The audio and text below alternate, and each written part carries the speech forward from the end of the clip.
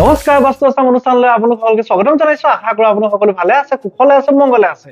আজি আপোনাৰ আলোচনা লৈ এটা অতি গুৰুত্বপূৰ্ণ বিষয় যে মীন ৰাশি। মীন ৰাশি মীন লগ্ন লোকৰ বাবে 2025 বছৰটো কেনেকুৱা যাব, গোটেই 2025 ইয়েৰটো সম্পূৰ্ণ বাৰ্ষিক ৰাশিফল আৰু এই বছৰটো মীন ৰাশি মীন লগ্ন লোকে আৰু অধিক শুভ কৰিবৰ কাৰণে কি বিশেষ নিয়ম পালন কৰিব। হয়, চাওক, আমি এটা এটাকে প্ৰতিটো ৰাশি মেঘৰ পৰা আৰম্ভ কৰি প্ৰতিটো ৰাশি আমি বাকী ৰাশিফল আগবঢ়াই আহিছো 2025 বছৰটোৰ কাৰণে। আজি যিটো ৰাশি বাকী ৰাশিফল আপোনালোকৰ সন্মুখত ৰৈ আহিছো সেইটো হৈছে মীন ৰাশি। আপুনি যদি মীন ৰাশি বা মীন লগ্ন লোকৰ হয়, আপোনাৰ এই বছৰটো 2025 বছৰটো কেনেকুৱা যাব তাৰ সম্পূৰ্ণ বাৰ্ষিক ৰাশিফল। চাওক, আমাৰ মূল বিষয়বস্তুলৈ আগবঢ়াৰ আগতে আপোনালোক সকলোকে জনাই লওঁ কিতাপৰ কথা। ইতিমধ্যে সকলোৱে গমেই পাইছে আমাৰ দ্বাৰা ৰচিত বাস্তুশাস্ত্ৰৰ ওপৰত দুখনি গ্ৰন্থ। প্ৰথমখনি গ্ৰন্থ বাস্তুশাস্ত্ৰৰ পৰিৱেশ সলনি কৰক আপোনাৰ ঘৰখন, আৰু দ্বিতীয়খনি গ্ৰন্থ বাস্তুশাস্ত্ৰৰ পৰিৱেশ সৌভাগ্যশালী কৰক আপোনাৰ ঘৰখন। হয়, এই দুখন গ্ৰন্থ বৰ্তমান অনলাইন যোগে এভেইলেবল আছে। অফলাইন যোগে বা অসমৰ কোনো কিতাপৰ বিপণীত আপোনালোকে এই গ্ৰন্থ ক্ৰয় কৰিব নোৱাৰিব। আমাৰ স্ক্ৰীনত যি নাম্বাৰ দিয়া আছে, ফোন কৰিব নালাগে, হোৱাটছআপ কৰি আপোনাৰ নাম আৰু সম্পূৰ্ণ ঠিকনা আমালৈ হোৱাটছআপ কৰি যোন য'তে আছে নিজ নিজ ঘৰত থাকিয়ে আপুনি কিতাপৰ এটা কপি সংগ্ৰহ কৰিব পাৰিব। ইতিমধ্যে অসমৰ শত সহস্ৰজনে এই কিতাপ ক্ৰয় কৰি নিজৰ ঘৰখন বাস্তুসন্মত কৰিছে, আস্তুসন্মত কৰিছে।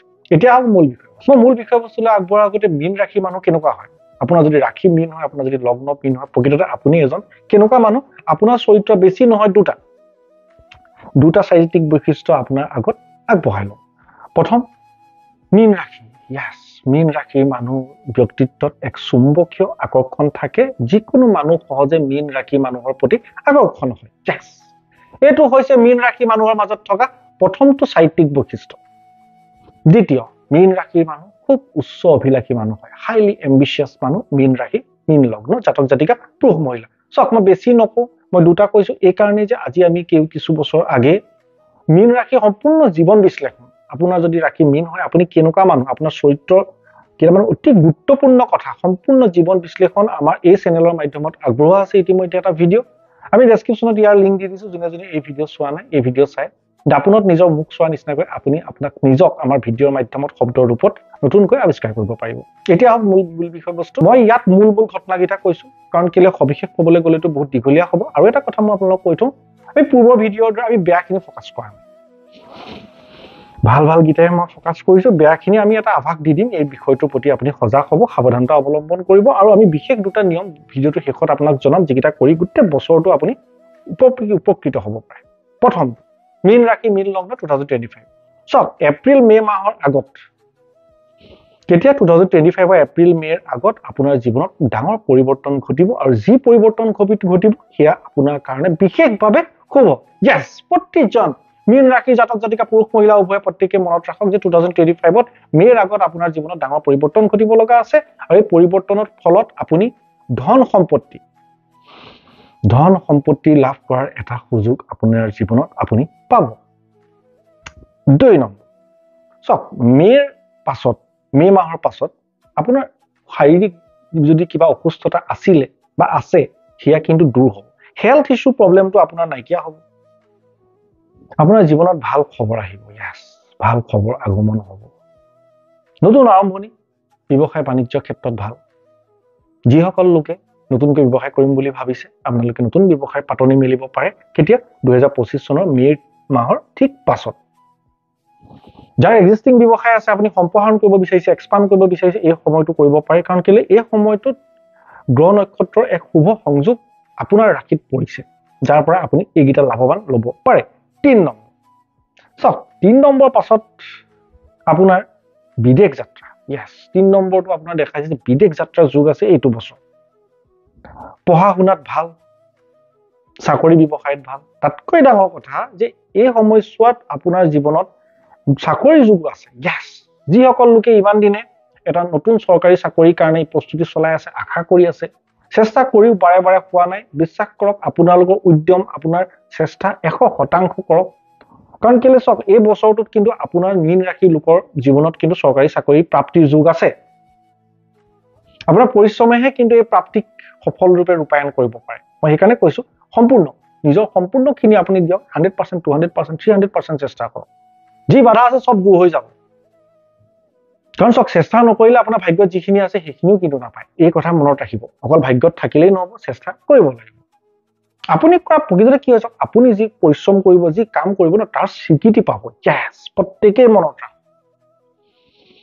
অৰ্থনৈতিক অৱস্থা আপোনাৰ অৰ্থনৈতিক নতুন ন পথ উপাৰ্জনৰ পথ মুকলি হ'ব অৰ্থনৈতিক অৱস্থা টনকিয়াল হ'ব মীন ৰাশি মীন লগ্ন 2025 4 নম্বৰ চক মাৰ্চৰ পাছত আমি অলপ দুশ্চিন্তা দেখা পাইছো দুশ্চিন্তা হতাশাত ভুগিব বিভিন্ন ক্ষেত্ৰত সম্পৰ্কৰ ক্ষেত্ৰতে হওক সম্পৰ্কৰ ক্ষেত্ৰত সাৱধান হ'ব এইটো কথা আমি বাৰে বাৰে কৈ আহিছো কাৰণ মানুহে জীৱনত সকলোতকৈ বেছি আঘাত আপোনজনৰ পৰাই পায় সম্পৰ্কৰ ক্ষেত্ৰতেই পায় বাক বিতণ্ডাৰ পৰা আঁতৰত থাকিব দূৰত থাকিব বাক বিতণ্ডাৰ সময়ত যিমান পাৰে মৌন হৈ থাকিব বহুখিনি অশান্তি জীৱনৰ মুখামুখি নোহোৱাকৈ পাৰ হয় যদি আপুনি এইটো কৰিব পাৰে তাৰ উপৰিও মনত সন্দেহ ভাৱটো আঁতৰাব লাগিব কিন্তু কাৰণ কেলে আপোনালোকৰ সন্দেহ ভাৱটোৱে আপোনাৰ কিন্তু মনৰ শান্তি নাইকিয়া কৰি পেলাব 5 নম্বৰ চক মেৰ পাছৰ সময়ছোৱা প্ৰেমিক প্ৰেমিকাৰ বাবে অতি শুভ সময় যি প্ৰেমিক প্ৰেমিকাই নিজৰ সম্পৰ্কক বিবাহৰ ৰূপ দিব বিচাৰিছে বা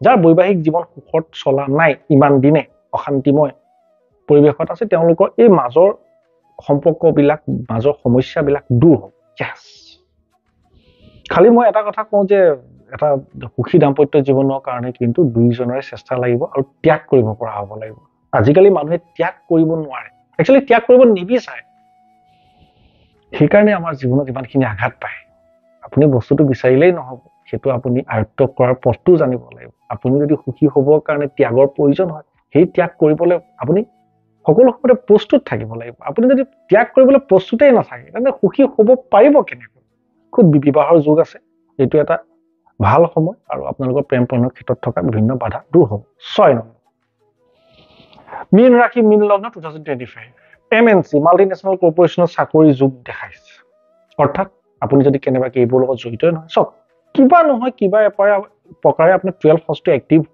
হ'ব আৰু আপোনাক বিদেশৰ লগত জড়িত যিকোনো সুযোগ সুবিধা কাম কাজ আপুনি লাভ কৰিব এই বছৰ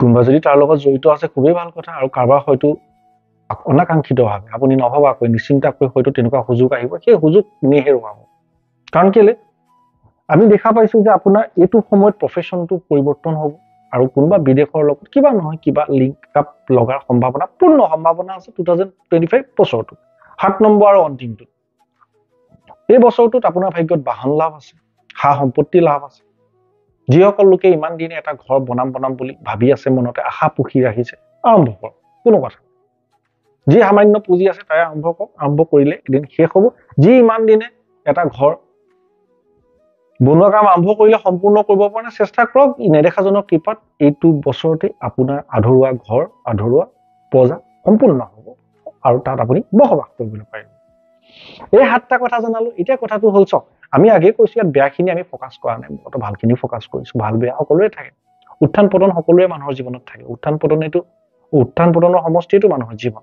এটা কথাটো যিখিনি বেয়া আছে সবৰে থাকে যেনেকৈ আপোনাও থাকিব মীন ৰাশি মীন লগ্ন জাতক জাতিকা পুৰুষ মহিলা ক্ষেত্ৰতো থাকিব দুটা মাত্ৰ সৰু দুটা নিয়ম দিছো এইকেইটা নিয়ম কৰি প্ৰত্যেক মাহে আপুনি কৰি থাকক কন্টিনিউ কৰি থাকক আপোনাৰ ভাগ্যত নেদেখাকৈ নজনাকৈ যি বেয়া আছে ন সকলো কাট খাই গৈ থাকিব কি কৰিব প্ৰথমটো বৃহস্পতিবাৰে কেতিয়া বৃহস্পতিবাৰে গুৰু সেৱা গুৰু শুশ্ৰূষা কৰক যাক আপুনি টিচাৰ বুলি মানে আৰু গুৰু মই সদায় কৈছো ফিজিকেল হ'ব লাগিব দেই আপুনি কোনোবা এজন মহাত্মা গান্ধী বা অন্য কোনোবা এজন গ্ৰেট পাৰ্চনক গুৰু বুলি মানে কিন্তু তেওঁকতো ফিজিকেলি জীয়াই থকা নাই ন জীৱিত হৈ থাকিব লাগিব তেতিয়াই আপোনাৰ গুৰু বৃহস্পতি জীৱিত হৈ থাকিব আপোনাৰ যদি গুৰুজনে মৃত হয় নহ'ব সো আপুনি এজন ফিজিকেলি জীয়াই থকা যিকোনো এজন মানুহ যাক আপোনাৰ অন্তৰ পৰা গুৰু বুলি মানে সেইজন মানুহক যেনেকে পাৰে যি প্ৰকাৰে পাৰে সেৱা শুশ্ৰূষা কৰিবলৈ চেষ্টা কৰক স্পেচিফিকেলি বৃহস্পতিবাৰ দিনটো সেকেন্ড ডেইলি হনুমান চালিসা পঢ়ক yes এইটোৱে আপোনাক এনেকুৱা এক ৰক্ষা কৱচ প্ৰস্তুত কৰিব ন আপোনাক বেয়া একো হ'বই নিদিব